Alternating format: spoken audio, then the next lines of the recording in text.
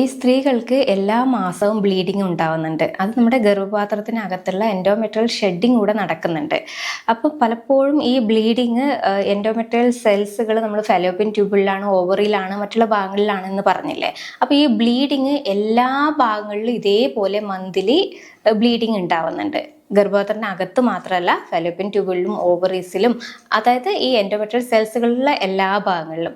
അതുകൊണ്ടാണ് പലപ്പോഴും tubal block വരാനും അതേപോലെ ചോക്ലേറ്റ് സിസ്റ്റ് ഉണ്ടാവാനും കാരണം.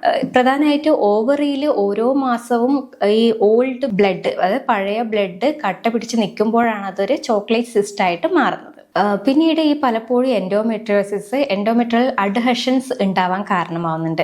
അതായത് അനാട്ടമിക്കലായിട്ട് നിൽക്കേണ്ടിയിരിക്കുന്ന ഇന്റേണൽ ഓർഗൻസ് അതിൻ്റെ അനാട്ടമിക്കൽ പൊസിഷനിൽ നിന്ന് മാറിയിട്ട് രണ്ട് പരസ്പരം, അതായത് ഫാലോപ്പിയൻ ട്യൂബിളും ഓവറീസും പെരിറ്റോണിയം വെൻകുടൽ ഇതൊക്കെ ഒരു കൂട്ടായിട്ട് പറ്റി നിൽക്കുന്ന രീതിയിലേക്ക് അഡ്ഹഷൻസ് വരാനും ഈ എൻഡോമെട്രിയോസിസ് കാരണം ആവാറുണ്ട്.